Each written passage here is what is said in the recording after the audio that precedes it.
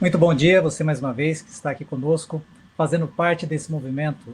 Juntos nós podemos fazer a diferença, não é? Todos pela construção. Todos pela construção é um movimento de grandes parceiros que estão aqui oferecendo esses conteúdos online ao vivo para você. São 100 cursos, uma série de 100 cursos online gratuitos, todos pela construção. É uma parceria Etos, Construliga, Sebrae e ABCP. E com grande alegria hoje nós queremos convidar o arquiteto urbanista Luiz Antônio. Luiz, vem aí, você vai trazer para a gente hoje temas importantes. O Luiz Antônio está falando diretamente do seu escritório, né, Luiz? Vou colocar Ô, você Anderson, aqui. tudo bom? Bom dia, tudo bem com você? Bom dia a você, bom dia a todos que estão aqui conosco. Gostaria de agradecer muito o convite da Etos Consultoria para este momento. É um momento que a gente está filosofando sobre a vida, cada um aí no seu lar, cada um no seu escritório aí de uma maneira mais desacelerada, né? Então, vamos filosofar sobre a construção também. Isso aí, né, Luiz? E muito obrigado por fazer parte desse movimento. Você, em nome da sua construtora, né, Egrégora Engenharia, juntamente com toda a sua equipe. Também falando em nome do Sinduscon de Anápolis, né? Nosso muito obrigado. E mais um parceiro, Todos pela Construção. Todos pela Construção é um movimento de rede. É um movimento que não tem dono. Na verdade, todos nós somos os donos porque todos estamos juntos. Ele não tem um fim econômico, não tem um fim voltado para uma questão pontual, mas ele é um movimento que traz a mola, não é? É aquilo, é o pós. Depois desse lockdown que nós tivemos aqui, onde temos essa oportunidade de nos unir através da tecnologia. E agora temos ali o Luiz no seu escritório, falando de Anápolis, né, Luiz? E vai trazer para a gente Sim, hoje a concepção da arquitetura para a industrialização da construção. Esse isso. seminário também será gravado, nós teremos ele disponibilizado depois, para que seja gerada toda uma base de conteúdos. Imagina, Luiz, eu estava pensando, né? Olha que privilégio imaginar que esse curso foi gravado ao vivo, no momento do lockdown da construção, lockdown da sociedade, o lockdown da sociedade mundial, e nós estamos aqui junto com todos os participantes, buscando fazer a diferença no momento em que a gente sabe da importância da retomada. É com muito otimismo, né? Sim. Aproveitar esse momento de reflexão todos nós, né, e de fazer uma atualização técnica, né, então é muito importante isso. Gostaria de agradecer também o pessoal, nossos companheiros empresários do Sinduscon Anápolis, do Sinduscon Goiás e de todos os Sinduscons do Brasil, agradecer aos empresários da rede que compõe a CEBIC, que é a Câmara Brasileira da Indústria da Construção, que infelizmente estão sofrendo um pouco mais com toda essa crise, né? Porque tem uma folha de pagamento, tem todo um contexto para manter. E aqui em Goiás o negócio ficou um pouco mais pesado, porque foi proibida as obras seto emergenciais. Então, nossa construtora, por exemplo, ela só está com um orçamento numa granja, então, indústria alimentícia aqui pode, as outras obras a gente teve que cancelar. Então, a maioria dos empresários do Sinduscon Anápolis estão com suas obras paralisadas porque ninguém quer arriscar ter o funcionário na obra e acabar ele ficando doente ou alguma coisa acontecer, vai ser um risco muito grande. As obras pequenas, informais, a gente vê que algumas estão conseguindo serem tocadas, mas se forem muito aparente, a polícia está parando também. Então, aqui em Goiás, pelo menos, a construção civil ela foi mais que 90% paralisada. Então, esse momento é um momento mesmo da gente refletir. Estou aqui no meu escritório, estou sozinho, o resto da equipe do escritório, todos levaram computadores aqui e foram trabalhar em casa. Então, hoje eu tô só aqui. E a equipe de obra, a maioria tá em casa, tá lá, descansando um pouco, para depois a gente retomar. E é nessa retomada que a gente vai falar hoje desse efeito mola, o que a gente pode fazer para poder estar pronto para retomar e também analisar isso a médio e longo prazo, né, do que seria a industrialização da construção, olhando pelo lado da arquitetura, né, do lado técnico da arquitetura.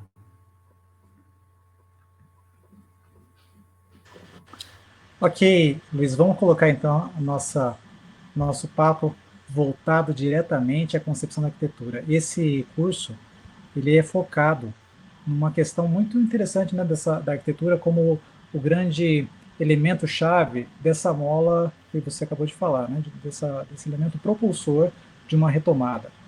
E eu gosto muito de falar de concepção de arquitetura como o elemento que traz a industrialização. Luiz, conta pra gente como tem sido a sua experiência nesse caminho.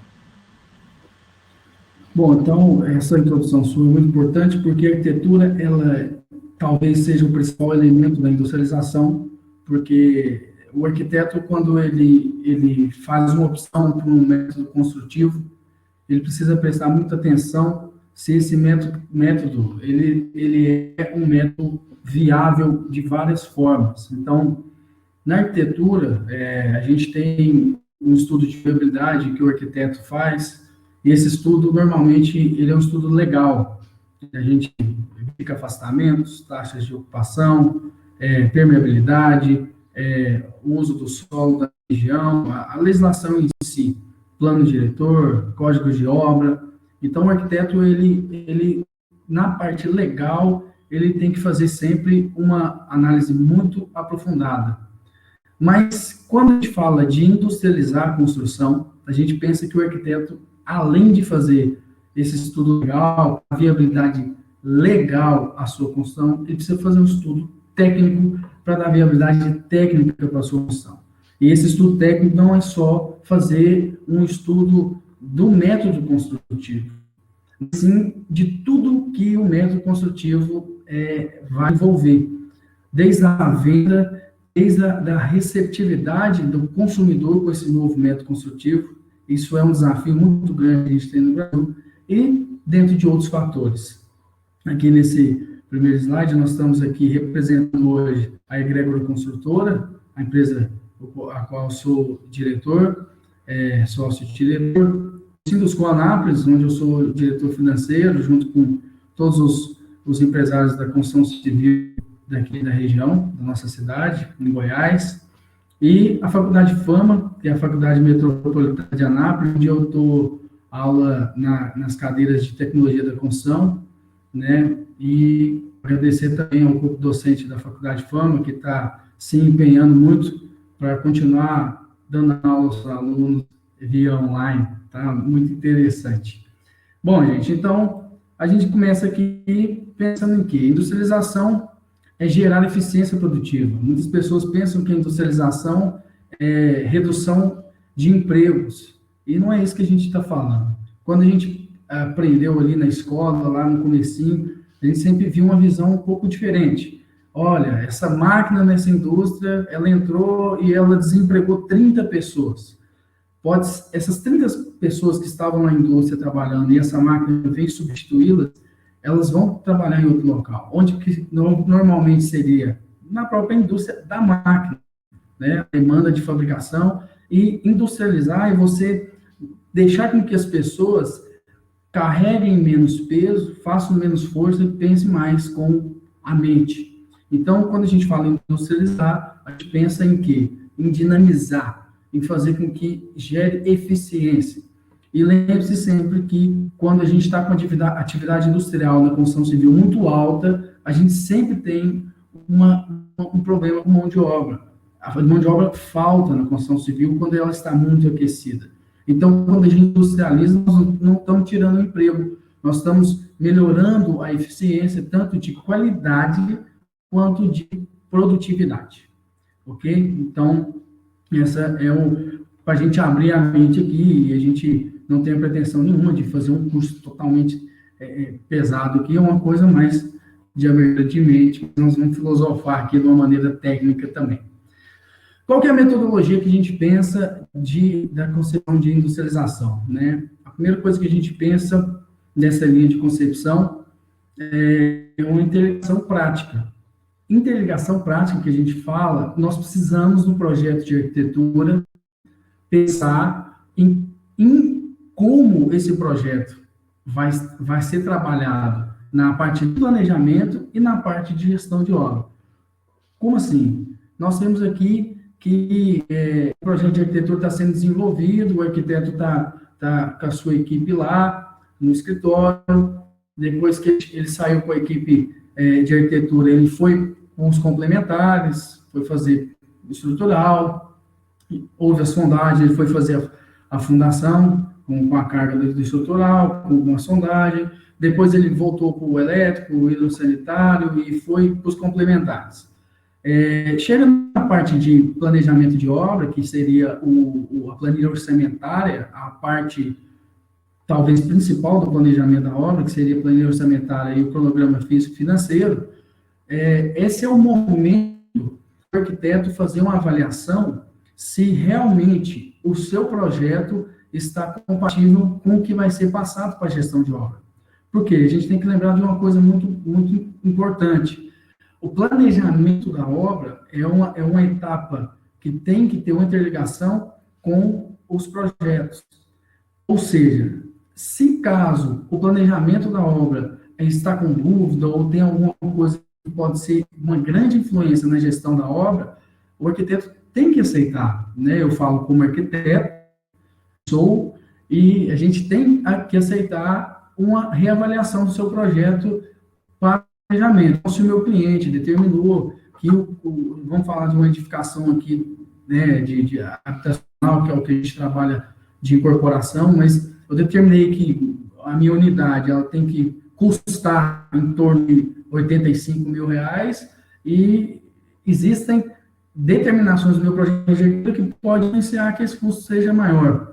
Eu mudar isso na gestão da obra é quase impossível, porque a gestão da obra, ela abaixar custo, ela vai abaixar custo com uma boa compra, com uma boa negociação, uma boa permuta. Às vezes você vai fazer uma obra e faz uma permuta com materiais e outro tipo de permuta de serviço. Você pode até conseguir baixar custo nessa gestão, mas o principal ponto que pode deixar a sua obra cara, barata ou no preço justo é o projeto de arquitetura. Então, quando o arquiteto projeta, ele precisa se interligar no que está sendo planejado e se interligar como vai ser gerido.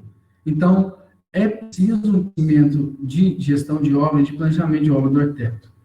Quando a gente pensa em projeto, né, no item 2 aí da apresentação, a gente pensa na linha de montagem e qual seria essa dinâmica da linha de montagem. Existem dois produtos, nós estamos pensando aqui agora, para a gente abrir nossa mente, para a gente chegar nessa conclusão desse raciocínio. O produto A é o produto do projeto, e o produto B é o produto da obra. Muitos arquitetos pensam assim, que seria ideal que a gente tivesse uma melhor gestão dentro dos nossos escritórios para poder acelerar a nossa produtividade de projeto. Muitos clientes imaginam, eu vi até um meme agora há pouco nas redes sociais, eu desse tempo colocado aqui na apresentação, mas o pessoal acha que nós temos um projeto de arquitetura aqui guardado, prontinho. Não, pega um projeto aí que já está pronto pega, eu estou precisando fazer um prédio aqui de 100 apartamentos, pega um projeto aí, a gente pega um pronto. Não é assim. Nós precisamos compor esse projeto de acordo com várias demandas, né? As legais, as térmicas, demandas de todos os tipos, né? Principalmente as técnicas que a gente tem no MBRs. E, então, a linha de montagem do projeto, ela vai ser um processo de concepção, desenvolvimento e gestão de multidisciplinas projetuais. Então, quando você está nessa linha de montagem, a arquitetura pode ser até rápido, mas quando você vai para os complementares, é preciso que o arquiteto acompanhe isso.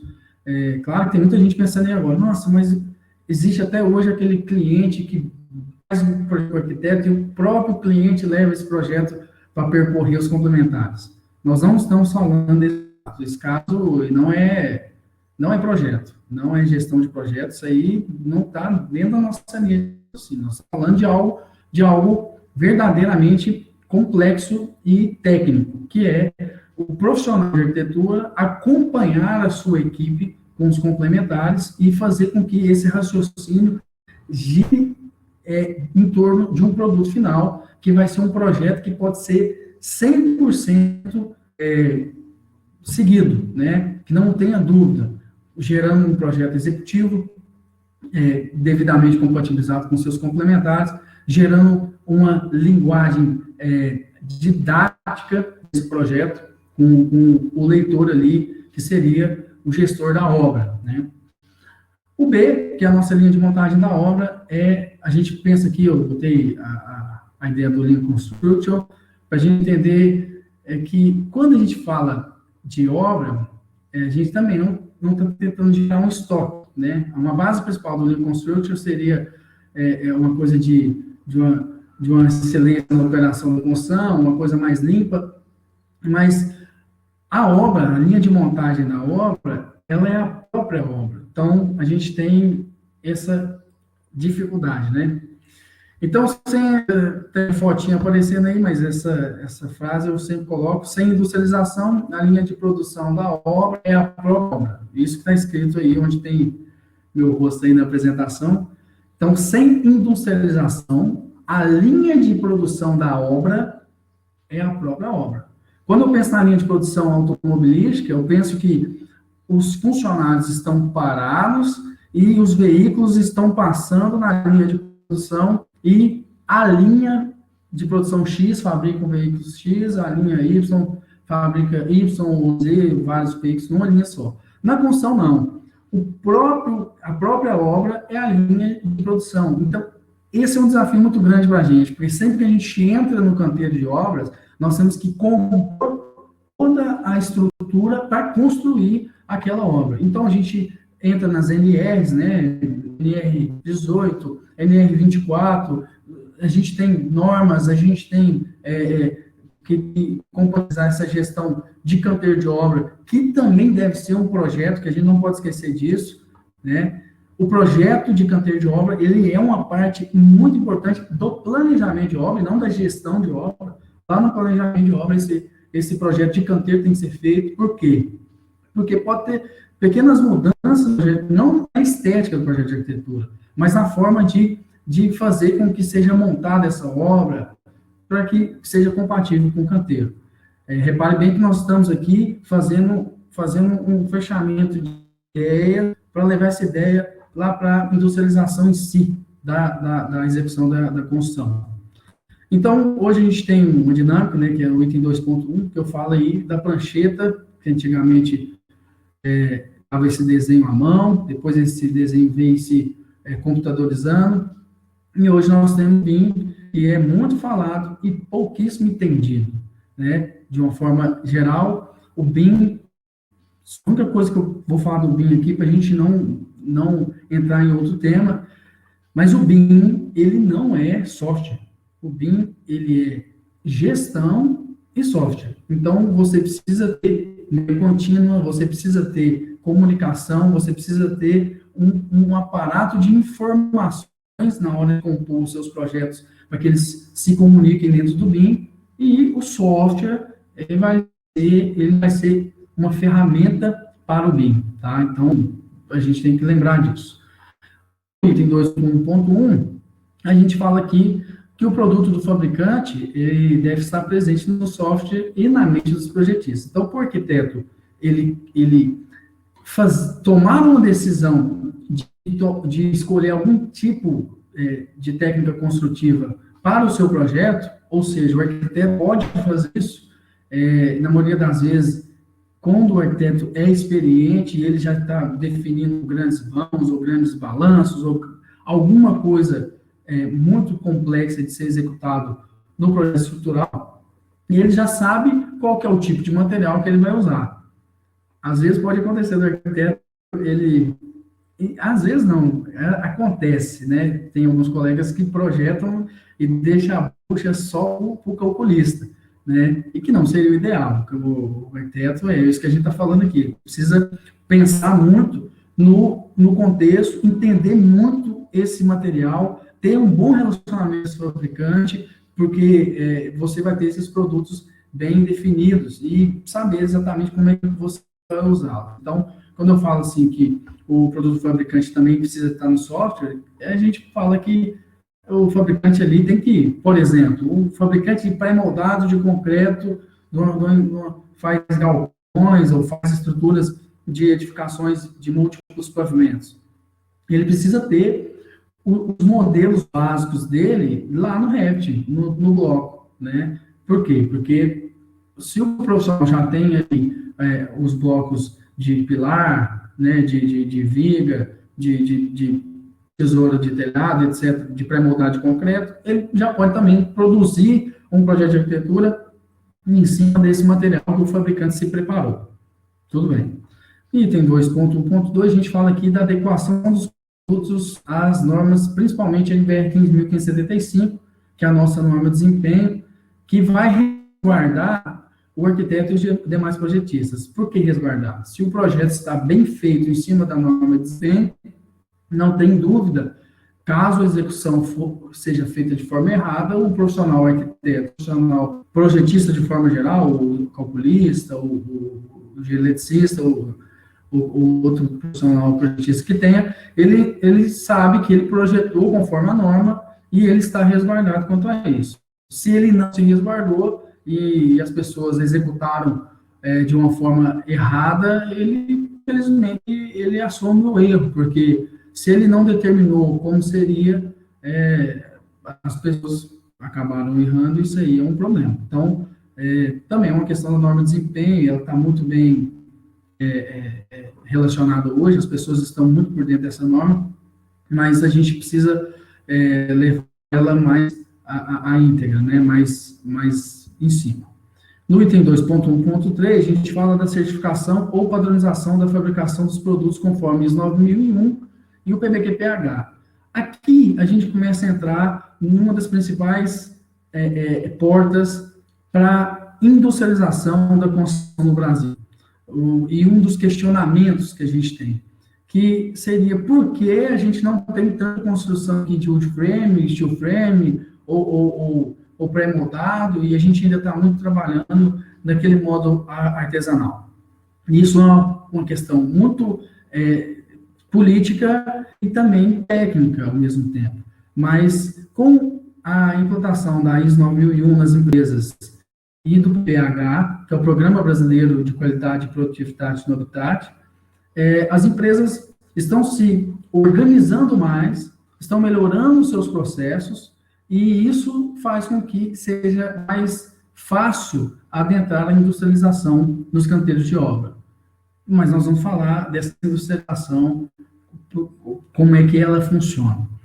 E aí a gente fala da melhoria contínua, né, no item 2.2 aí, melhoria contínua é você utilizando o ciclo PDCA ou utilizando o sistema Toyota de produção, qualquer um dos dois, o que a gente tem que entender é que o que está certo no seu projeto, você tem que saber que está certo. E o que foi projetado errado no seu projeto, você tem que saber que foi projetado errado. E como é que você vai saber disso? O ciclo precisa fechar. Você precisa receber informação da obra que aquilo que você projetou não deu certo. Você precisa receber informação do usuário que aquilo que você projetou não deu certo. Porque somente com essa informação, esse ciclo fechando, você vai conseguir melhorar o seu projeto. Então, vamos lembrar aqui do principal, tanto do PDCA quanto do sistema Toyota de produção, né, um sistema da década de 40, que foi desenvolvido para evitar desperdício, para evitar acúmulo de material, né, assim, você entender o que você está fazendo certo, você precisa saber que está fazendo certo, e o que você está fazendo errado, você também precisa saber, que às vezes a gente não sabe, continua projetando ali e vai ad eterno. Então, por exemplo, a gente teve um prédio que nós fizemos que foi, a gente errou na gestão da obra e as sacadas ficaram com inclinação defeituosa. E a gente não tinha um PVQ-PH, então a gente não tinha um registro disso, então a gente foi descobrir isso mais para frente, isso gerou um custo que, se tivesse tido na época esse controle, a gente poderia ter arrumado. Mas também, isso também era um pouco culpa do projeto de arquitetura, né, que a previsão de entrada da porta tinha relação com o projeto de arquitetura. Nunca mais a gente vai fazer isso de novo, mas porque a gente descobriu que está errado, por sorte nós executamos. Mas quantas projetistas fazem o projeto e outras pessoas executam e ele não sabe. Então, ele vai continuando e repetindo aquele erro durante muito tempo. Tem que pensar nisso. Aqui nós temos um quadro bastante interessante, que é do material da CEPIC, que é a Câmara Brasileira da Indústria da Construção, que no site dela possui vários materiais de muita qualidade.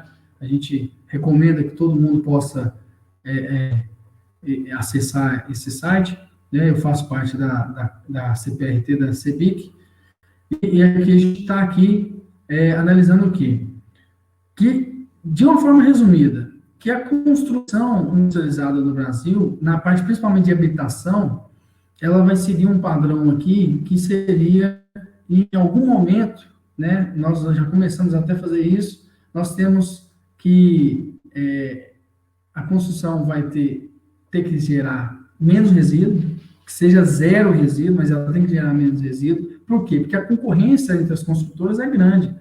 E se você está tendo perda, você dificilmente consegue abaixar o seu custo. Você precisa abaixar o seu desperdício para que você tenha uma concorrência padronizada, né? Nós estamos falando de lucro aqui. O lucro pode ser que a pessoa decida aumentar seu lucro também, se ela conseguir reduzir o resíduo, se reduzir o desperdício, a construtora pode trabalhar em cima mas normalmente a gente não faz isso, né? Eu falo com o consultor, a gente, quando consegue fazer uma redução, a gente vai passar essa redução para o cliente. Por quê? Porque você consegue vender aquele produto de uma forma mais rápida, consegue comercializar mais rápido e ganhar tempo.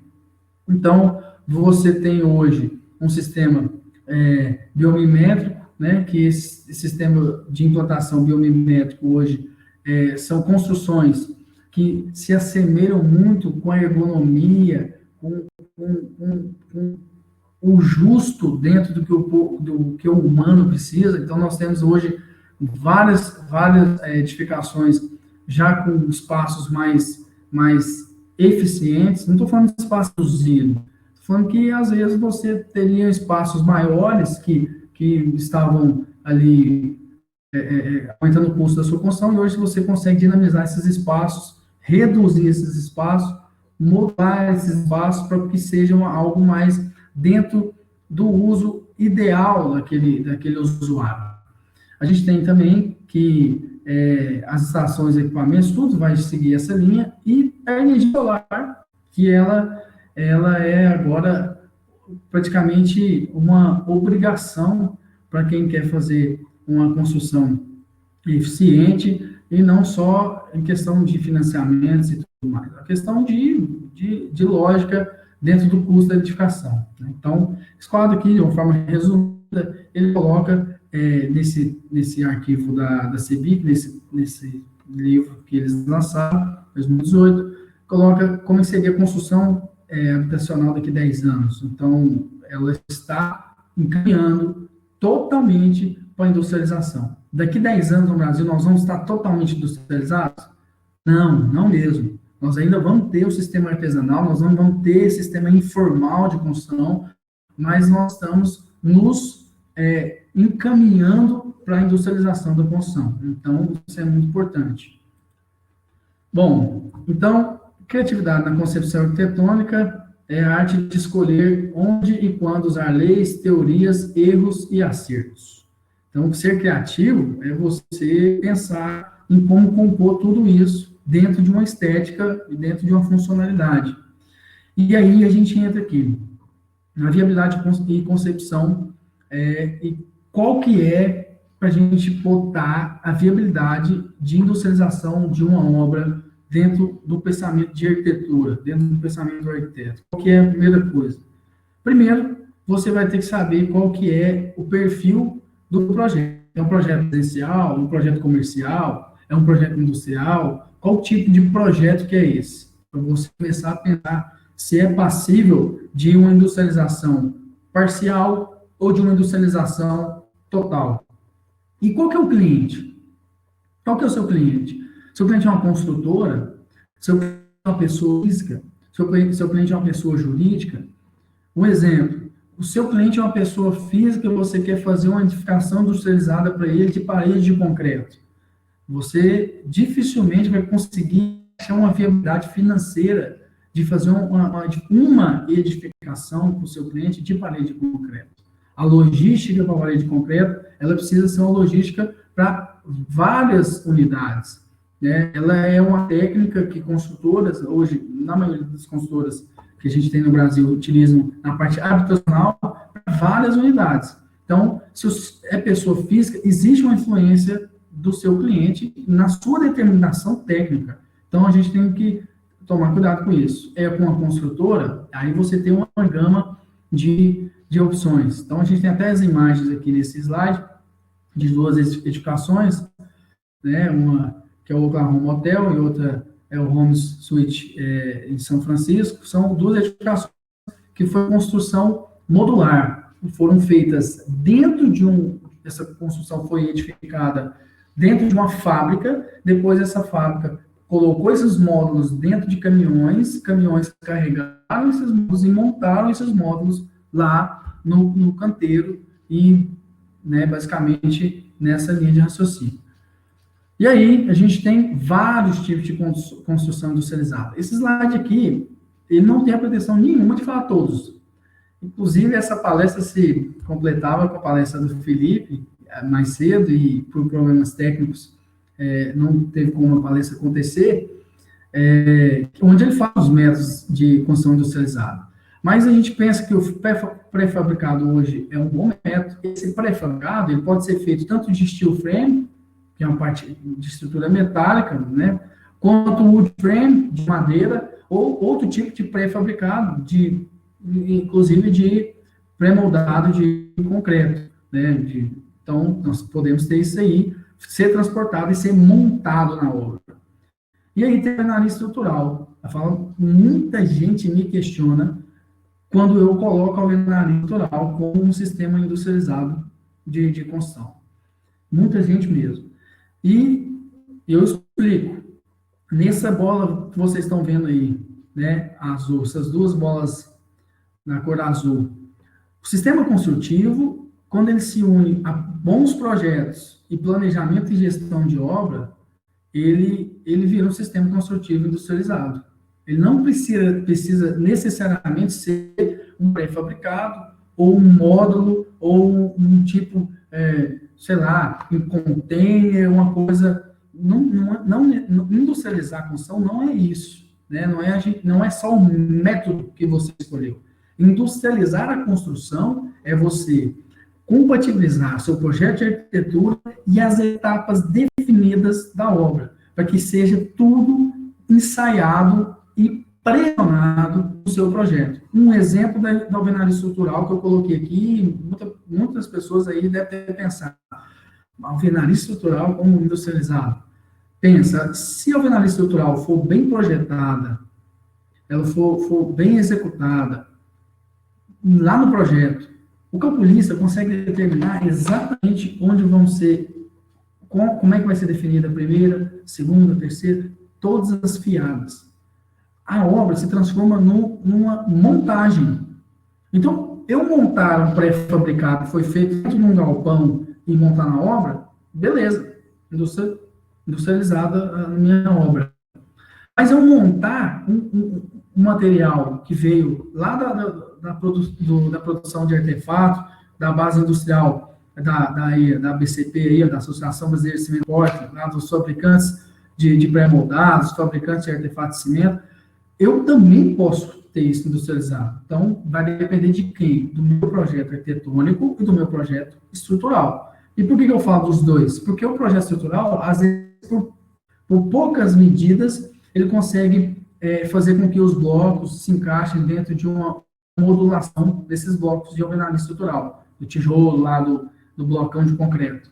E, às vezes, você pode ver essa análise do seu calculista de estrutura, volta para o arquitetônico, adapta ao que ele fez, e aí você retoma e continua. Por que eu estou falando isso? Porque, às vezes, o arquitetônico, a pessoa quer mudar, questão de afastamento, questão de estética, mas, às vezes, pequenas modificações podem ser adaptadas com o estrutural para que faça com que uma alvenaria estrutural, por exemplo, possa ser uma montagem. Então, lembra, seu sistema construtivo, ele pode ser industrializado já de nascença, né?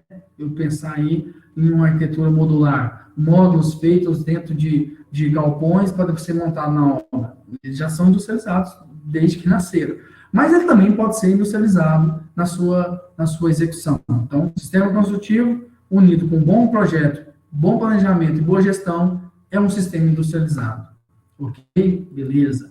E aqui a gente tem só imagens para a gente poder exemplificar o que nós estamos falando, de uma construção modular. Esse é o Citizen Hotel em Nova York, e ele está na Times Square lá, é um hotel que foi feito de construção modular. Então, os módulos foram executados, construídos dentro do galpão, e depois foram montados no canteiro. Alguém está pensando, eu estou dando um exemplo dos Estados Unidos. Aqui no Brasil nós temos isso, nós temos duas empresas, uma é a Tec Verde, que, se eu não me engano, ela faz a modulação principalmente com wood frame, e também a Brasil ao Cubo. São duas empresas brasileiras que trabalham nesse sistema e fazem um trabalho muito, muito bem feito, um trabalho muito, muito profissional. E estão, assim, desbravando essa linha de pensamento aqui no nosso país. Mas a gente pensa, esse método modular é muito usado fora do Brasil? Ele é muito usado, mas ele é o principal? Não, não é o principal, não. Então, tem países que ele não chega nem a 5%, países desenvolvidos que ele não chega nem a 5%. Ok. Então, a gente vem aqui para a nossa ideia, para o nosso fechamento principal desse raciocínio nosso. Olha só, o método construtivo, ele tem que ter um atendimento às normas. Estamos falando de Brasil. Qual que é a principal exigência hoje de uma financiadora? Eu coloquei financiadoras, porque a gente pode ter vários bancos para financiar esse método construtivo, mas vamos pensar na principal e pensar em habitação social hoje, que é uma grande demanda que nós temos. Qual que é a principal financiadora? A Caixa Econômica. E a Caixa Econômica só vai financiar seu método se ele tiver um DATEC. Esse DATEC registrado lá no SINAT, no sistema PVQ-PH, né? Esse DATEC mostra que o seu método construtivo escolhido, o seu, que eu falo que você escolheu, mas aquele método lá do fabricante, ele tem que estar dentro das normas técnicas e dentro de uma certificação, que é esse DATEC, feito pelo SIAC-SINAT, que vai durar 2 anos, né? De 2 em 2 anos ele tem que renovar. Então, parede de concreto. Se você quer construir parede de concreto, você tem que achar as formas e o método de quem já está com esse DATEC aprovado. Eu quero construir de EPS. Você tem que analisar, porque em algumas regiões do Brasil, a Caixa Econômica em EPS, ela não financia ou apoia a produção e talvez nem a venda ao consumidor final. Tijolo, solo, cimento, que é o tijolo ecológico, também tem uma problemática em algumas regiões do Brasil. A Caixa Econômica também não financia, porque o tijolo ecológico também dá para fazer a modulação, você encaixa tijolo, fazer um projeto bem determinado e ir montando esse tijolo como um sistema Lego. Quem não está manjando o que eu estou falando, pesquisa depois tijolo, solo, cimento, tijolo ecológico. Então, quando você escolher o método, lembra que eu falei lá, depende do seu cliente. Meu cliente é uma grande construtora que vai precisar de uma produção para fazer 300 unidades habitacionais na região lá X, no estado tal. Então, peraí, qual o método que eu vou utilizar? Eu tenho que analisar se esse método que eu vou determinar está adequado às normas técnicas. Então, o DATEC. Eu estou dando exemplo da DATEC aqui porque estão falando de Caixa Econômica, mas se você não for pensar nisso, tem que pensar nas normas técnicas. Essa nova tecnologia que essa pessoa criou e te apresentou para você, arquiteto, que quer projetar, ela está regulamentada tecnicamente? Não. Então, você está assumindo, junto com ele, no projeto, conforme a NBR 1575. Se ela não está atestada tecnicamente, se ela não está conforme normas técnicas vigentes, mas eu posso criar novos produtos? A própria NBR 15.575 prevê a criação de novas técnicas construtivas, mas tem que seguir padrões de controle de qualidade. E aí a gente vem para aquilo que a gente falou inicialmente, a compensação do estudo de viabilidade técnica com, primeira coisa, financeiro. Quantas unidades você precisa fazer para que o método construtivo de parede de concreto seja viável? Quantas unidades você precisa fazer para que o método construtivo de steel frame seja viável? Estudo de viabilidade legal. Questão legal, essa é básica nossa, de legislação da cidade e tudo mais. Estudo de viabilidade comercial. Aí começa um problema. Porque nós ainda temos no Brasil uma população que não teve tanto acesso assim a algum tipo de construção. Então, não é qualquer uma que você vai colar para edificar. Nós temos um prédio que nós estamos fazendo de mais de 70 apartamentos e que nós gostaríamos de ter feito uma construção em multiframe. Inclusive, a intenção era a nossa construtora contratar a Tec Verde para fazer esse serviço. Eu falo assim, não culpei eles, eu sei deles por estudo técnico, mas não estou fazendo propaganda, não. E aí, por que a gente não fez? Porque nós temos uma pesquisa básica e uma aceitação da população dessa obra em questão na região que ela ia ser feita, comercialmente ia ser muito difícil, porque os próprios concorrentes e os corretores iam acabar falando mal do nosso método e tal, então a gente evitou. É ruim? Não, é excelente. A gente ainda vai fazer assim ainda, mas a gente tem que pensar no comercial. Tem locais que dá certo, tem locais que não dá. E o estudo de viabilidade funcional, estrutural e visual. Visualizar foi boa. Então, o estudo de viabilidade funcional, estrutural e visual. Como é que é isso? É a edificação em si, é a arquitetura em si. Se você está fazendo uma obra que é funcional e é feia, é uma arquitetura. Se você está fazendo uma obra que é muito bonita e não é funcional, ela não é arquitetura. E se você está fazendo uma obra muito bonita, muito funcional, mas que não para em pé, ela não é arquitetura. Então, nós temos aqui, para bom entendedor, o pingo e o risco é João Francisco. Aqui, muitos que estão acompanhando aí sabem que nós estamos falando da tríade vitruviana da arquitetura, né? Utilitas, venustas e firmitas, né? Que é essa questão. Tem que ser belo, tem que ser funcional, tem que ser estruturalmente viável, tem que estar dentro da viabilidade financeira e que o nosso cliente determina. O cliente sendo um cliente construtor, pessoa jurídica ou pessoa física. Por que eu separo construtor de pessoa jurídica e pessoa física? Porque eu posso ter um cliente construtor que vai fazer edificações para venda, mas eu posso ter uma pessoa física, que é aquele cliente físico mesmo, a pessoa, e posso ter uma pessoa jurídica, que é um cliente, um hospital, um hotel, ou tipo de cliente que seja uma empresa. Então, meus amigos, nessa linha de raciocínio, a nossa conversa, né, me deram 40 minutos para poder falar. A gente poderia falar desse tema aqui em vários módulos, né? Quem sabe até futuramente a gente não fale. Mas a nossa ideia é essa, né, de conversa. Eu tenho aqui agradecimento ao Deixo, que está aí já a carinha dele, ao Felipe, a Janaína, o pessoal da Etos Consultoria, ao pessoal da Construliga, ao pessoal da ABCP, Associação Brasileira de Centro Portland, pessoal da CENIC, que fala, o Davidson? Isso. SNIC. Pessoal do SNIC, né? O sindicato. SNIC, o sindicato. E no meu sindicato também, o Sindusco Anápolis, agradecer a eles, agradecer a equipe da Guerra Consultora, agradecer a Faculdade Fama. Tá aí meu e-mail, alguém quiser mandar e-mail para mim, tá cortado aí, mas é luizantônio@egregorconsultora.com, não tem o BR.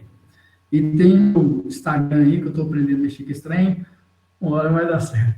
Deixa, então, eu gostaria de conhecer você virtualmente e a gente abrir aqui agora para a gente fazer um debate, a gente filosofar um pouco mais sobre esse assunto. Luiz, tem várias questões aqui que foram colocadas. Muito obrigado aí, né? Como nós temos essa oportunidade de participar desse projeto Todos pela Construção, 100 cursos online de 60 minutos, gratuitos, feitos por grandes especialistas aqui para toda a nossa comunidade, né? Parceria Ethos, Construliga, ABCP, SNIC e Sebrae, todos aqui, né? E dentro dessa linha, Luiz, um ponto-chave, pensando no como, né? São experiências interessantes e tem até a lei do BIM aqui, também colocado, né? Como que eu começo o BIM? Já que não é software, já que não é comprar uma licença, né? Dentro da sua experiência, como é que colocou isso? Como é que a gente... Por onde a gente começa? Excelente pergunta. Como é que a gente começa? A gente começa igual já fizeram em BIM, sem software. Nós temos muitos projetistas no Brasil que conseguiram fazer BIM. Aqui na nossa cidade nós temos um grande calculista, que é o Engenheiro Isaías, do nosso Sindusco Anápolis, tomara que ele esteja assistindo aqui essa análise, a gente chama ele de mestre, de professor, que fazia BIM de projeto estrutural sem software, né? Ele foi o primeiro a implantar software depois na nossa cidade, aqui na década de pouco antes de 80, mas o que é o BIM, né? É você modelar a informação e agenciar essa informação até ela ser devidamente fechada para você poder executar com certeza. Então, eu tive uma experiência nos Estados Unidos, no escritório que é o ADF Architects, que fica no Colorado, e quando eu vi eles trabalhando com BIM, foi onde eu mudei a minha concepção de BIM, porque eu achava que era só o software. E tinha arquitetos trabalhando em BIM, utilizando AutoCAD. Então, tinha gente com Revit, gente com ArchiCAD, Revit, ArchiCAD, AutoCAD, vários programas lá, e tinha gente com AutoCAD. Eu falava, como é que pode o cara com esse programa, que não é o BIM, é só Revit, e era ficha. Então, tinha ficha, tinha formulários, tinha todo o controle. Então, como é que a gente começa implantando o BIM? Respondendo a sua pergunta, como é que a gente começa? Na minha concepção, claro que deve ter um monte de gente me assistindo aqui que sabe um monte de BIM. Inclusive, no nosso grupo Todos pela Construção tem vários especialistas em BIM. Mas a minha concepção, a primeira coisa que para a gente implantar o BIM é você padronizar e organizar a sua empresa. Então, você organizar os processos, organizar como é que vai funcionar, quais são as interferências. Eu modifiquei o projeto estrutural. Anota na ficha qual que pode ser as interferências dessa modificação do projeto estrutural nos demais projetos. Então, o que eu modifiquei, quais são as interferências, então, dentro de quê? O melhor, assim, para a gente, para a nossa consultora, o que mais ajudou para implantar o BIM é o PBQPH, porque quando você vem dentro de um processo bem controladinho, bem organizado, você tem uma possibilidade muito menor de erro. Então, você trabalhar em cima da ISO 9001, dentro do PBQPH, claro que vai ter arquitetos que estão em outro nível, está dentro do PMI, está dentro de uma coisa mais de gerenciamento de projetos. Então, começa pela organização da sua linha de produção, a gente linkando com o que a gente falou, sua linha de produção do projeto, porque não deixa de ser uma linha de produção também. A gente pensa em linha de produção só na obra, a linha de produção do projeto também tem que ser padronizada. Muito bom. Muito... E dentro dessa premissa, quando a gente pega essa linha do projeto, o Walter colocou aqui uma pergunta, Walter, eu queria dizer que você está perguntando para a pessoa certa ali. Como que a gente enquadra isso dentro desse processo de industrialização em 3 níveis, né? Que a gente tem o construtor, o projetista e a indústria de materiais. Eu sei que você ocupa essas três caixinhas, né? Como empresário da indústria, como empresário da construtora e como projetista, né? Como que você enxerga isso, esse conceito de industrialização nesses 3 níveis, né? Aí que é o desafio, porque quando você pensa, vou tentar entender, quando você pensa, igual eu já pega um por um, né? Um por um. Como projetista, é o que a gente falou aqui. Como construtora, a gente está buscando, assim, não de uma forma pejorativa que eu vou falar aqui, até mesmo eu sou diretor, sócio proprietário de consultora, mas a gente busca reduzir custos para a gente poder ficar mais competitivo sem baixar a qualidade. Até mesmo porque a gente tem que hoje o mínimo aí da norma de desempenho, você pegar, você está enrolado aí com 10 anos, né? Então, a norma de desempenho vai determinar que eu tenho que dar prazos de acordo com o meu projeto, né? Com a vida útil do meu empreendimento. Estrutura 50, eu vou falar para o meu cliente como é que ele vai fazer a manutenção, e aí os prazos, se ele fizesse tudo certinho, nos prazos que eu vou dar. Então, nós precisamos da garantia, mas nós precisamos baixar o custo para o cliente, senão a gente não vende. Então, a visão da consultora é essa. Da visão do material, do fabricante, ele precisa atender as pessoas, mas ele precisa atender essas empresas, mas ele precisa também saber do custo. Não adianta a gente pensar, eu vou fazer o meu produto aqui, vai ser industrializado, vai ser top, vai ser maravilhoso, o cara vai montar ele aqui, em 6 meses ele monta uma obra que era para durar 3 anos. E aí, qual que é o custo disso? Então, o que linka, respondendo diretamente a pergunta do nosso amigo, o que linka os três, infelizmente, é o custo. O que linka os três é a viabilidade financeira. Porque se deu viabilidade legal, se deu viabilidade estética, viabilidade funcional, deu viabilidade de tudo, mas não deu viabilidade financeira, ela tem um poder de travar essa interligação da industrialização. Né? Então, a resposta seria pelo menos essa. E bem pontuado, né, Luiz, quando a gente amarra isso no custo, porque além de projetistas, sejamos engenheiros, arquitetos, não importa, nós somos, antes de tudo, viabilistas, né? Ou seja, nós temos que usar a técnica a favor do negócio e não amarrar o negócio pela técnica. Esse ponto é fundamental. Por isso, José Marcos, você fez a pergunta lá, onde coloca se o prefabricado, alvenaria, o pré-moldado, se isso é viável em qualquer classe de população. Até queria que você nos ajudasse aqui, Luiz. A viabilidade, será que ela está vinculada, ou o custo, né? É uma premissa do sistema construtivo? Será que eu fico travado no meu empreendimento? Quer dizer, é um empreendimento de uma classe diferente, automaticamente determinado processo construtivo ele estaria inviabilizado? Sim, sim. A resposta para a sua pergunta é que tem uma ligação direta. Além dessa, tem a ligação cultural que a gente falou, porque às vezes você acha um método muito bom, principalmente assim, do que eu lembro, quando eu vi as pessoas comprando, eu já tive amigos na época, assim, há uns 10 anos atrás, sabe que eu sou profissional, e compraram edificações de bloco estrutural, de bloco de concreto, e mandavam foto para mim e falavam assim, mas essa obra não tem viga, essa obra não tem pilar, mostrava a foto, alguma coisa, não era nem no celular, né, a câmera, falava assim, por que essa dúvida? Não, mas eu não consigo, o meu vizinho disse que se não tem viga, não tem pilar, a estrutura não presta não.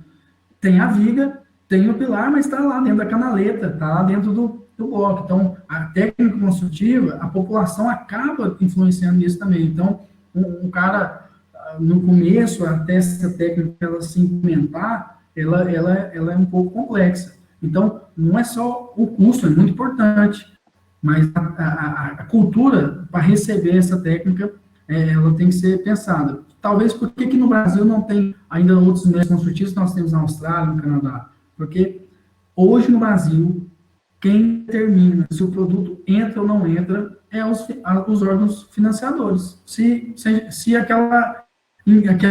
aquele banco, determinado banco, não financiar aquele determinado método, ele não vai pegar. Ele é um método que vai existir, vai ter fabricante, vai ter pessoas que vão ser apaixonadas por isso, mas ele é um método que não vai pegar. E eu posso falar isso. E a gente vê como é interessante essa questão, que uma vez amarrado ou atrelado, né, essa viabilidade financeira, ou seja, a gente tem que partir do que está disponível, né? Talvez seja o ponto zero. O quilômetro zero ali o que é que eu tenho, com quais ferramentas o órgão financiador me permite trabalhar. Aí, em função disso, vem aquela questão, poxa, mas será que o sistema industrializado ele inviabiliza uma determinada construção? Pelo contrário, né, a gente sabe que vai ser a equação de todos eles. E eu me lembro de uma experiência grande em Heliópolis, em São Paulo, já faz alguns anos, onde estava se iniciando a alvenaria estrutural para baixa renda. Era um empreendimento ainda na época do Plano Par, né, que era recursos baixíssimos de subsídio, e o empreendimento foi inviabilizado. Aí retomaram, voltaram para a prancheta, e tudo aquilo foi possível ser executado porque se usou alvenaria estrutural, se usaram 2 gruas ali no canteiro de obras, uma pré-fabricação de todos os componentes e elementos, ou seja, foi justamente assim, com o alto custo pontual da industrialização, foi o que viabilizou o baixo custo e a possibilidade da entrega para o empreendimento que já tinha sido cancelado, né? Então a gente vê que a industrialização ela pode ser a resposta quando a gente precisa reduzir custos ainda de uma forma muito maior, né? E olha só, o Fernão Dias aqui coloca para a gente também, Luiz, algo interessante, que, veja, quando a gente pensa em industrialização, a gente pensa em máquinas, equipamentos, especialmente por parte da indústria, produção em série, que é o conceito industrial, né? Será que o conceito da industrialização no canteiro demanda que o fabricante também tenha que fazer grandes investimentos? A indústria, né? E uma vez que a indústria tenha feito os grandes investimentos, será que ela não travaria a arquitetura? Ou seja, de que ponto a gente fica tendo maleabilidade, flexibilidade, e ao mesmo tempo a indústria com condições de nos atender, sem perder esse nosso conceito de industrialização? Como é que você enxerga isso numa prática? Nossa, essa colocação ela é muito importante e muito, muito bem pensado, porque é o pensamento diário nosso se a gente desenvolve um método industrializado ou não, porque isso é muito tenso para nós, porque o exemplo aqui da nossa região, o meu fabricante, para ele, vamos supor, um pré-moldado, para ele montar esse pré-moldado para mim na obra, ele precisa ter um caminhão MUG, né? E aí esse caminhão lá, ele tem um custo alto, tá? Mas se não está disponível esse caminhão para ele não tem para alugar. Alugar é difícil, você não acha. Então, nós temos hoje no Brasil um problema que é o baixo acesso aos fabricantes, aos equipamentos. Muita gente pode achar que tem muito acesso. Não tem muito, não. O fabricante, as linhas de crédito são poucas linhas de crédito, né? Então, assim, o cara tirar um Finame, o cara fazer um FCO, no caso aqui de Goiás, que é, né, o FCO, nós temos o FCO junto ao Banco do Brasil, para ele fazer esse financiamento desse equipamento, ele tem que ter uma saúde empresarial, a empresa dele tem que estar muito organizada, ele tem que ter uma garantia real muito boa para ele conseguir essa linha de financiamento. E aí, isso também é um ponto que muda tudo, porque às vezes a gente não tem empreendedores que investem em alimentos industrializados por falta de equipamento.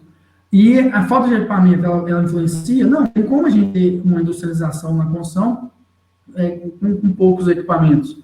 Mas quanto mais a gente tiver equipamento para nossas obras, melhor, né? Então, nós temos esse problema também no Brasil hoje. É difícil o acesso tanto do construtor, da construtora, quanto do fabricante a equipamentos de ponta. Nós temos equipamentos de ponta no Brasil? Temos excelentes fabricantes de equipamentos de ponta no Brasil. Só que, para financiar, é complicado. Então, tem muito fabricante que peita isso aí, parcela direto e faz acontecer, né? Então, mais ou menos nessa linha de raciocínio. Sim, a gente nota que nós não precisamos nos prender na industrialização a alta tecnologia ou alto investimento. Elas podem ou não estar atreladas, porque como colocou muito bem o Ronaldo aqui, obrigado, Ronaldo, esse ponto é fundamental. Industrialização é transformar o canteiro num ambiente de montagem. Isso pode ser algo muito simples, né? Não precisa ser algo de grande investimento tecnológico. É muito mais a gente pensar essa montagem e menos moldagem. Isso é bem legal.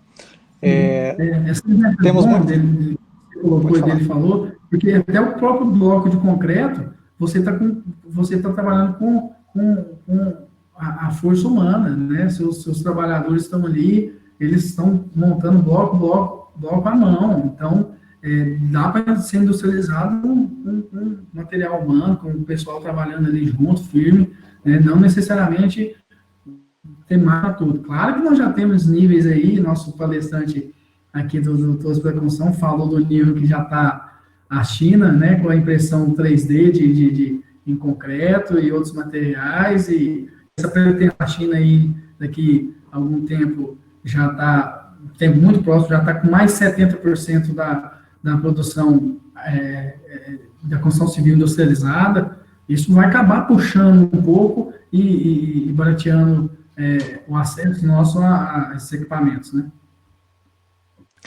E é legal a gente pensar a industrialização como um degrau, né? Muitas vezes nós nos deparamos com o sonho da industrialização e ela nunca chega. Mas a industrialização ela vai por degraus naquilo que é possível. Vamos escolher um ponto, né, para começar. Onde é mais fácil? É a parte do projeto? De repente um item da obra, um item de instalações. E assim nós vamos incorporando pouco a pouco esse conceito, né? Fica assim de uma forma crescente um círculo virtuoso.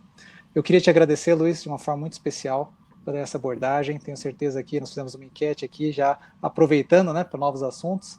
A gente viu que a enquete aqui deu 32%, né, estão interessados em falar mais sobre gestão e 32% na execução. São os 2 pontos-chave para nós aprofundarmos esse assunto. Muito bom. Muito obrigado a você que participou aqui com a gente hoje. Essa iniciativa, Todos pela Construção, realização Ethos, Construliga, ABCP e Sebrae. E queria dizer para você, olha, a palestra de hoje de manhã, de abertura do Felipe Honorato, de industrialização, ela sofreu do lockdown mundial. Os servidores da Amazon caíram e acabou que ficamos temporariamente, né, com essa questão, mas já resolvemos e amanhã, às 8 da manhã, está reagendada a palestra de industrialização da construção, ou seja, nós vamos continuar esse assunto amanhã cedo com o Felipe Honorato. Todos estão convidados, nós já vamos abrir agora à tarde o link para inscrição dessa nova sala, ok? Vocês vão receber todas as informações lá pertinentes. Luiz, muitíssimo obrigado, muito obrigado a todos os parceiros, muito obrigado a todos os participantes, e desejamos a você uma ótima tarde e sucesso nas experiências de industrialização, né? Tudo de bom então aí. Grande abraço, Luiz. Alô, abraço. Tchau, tchau.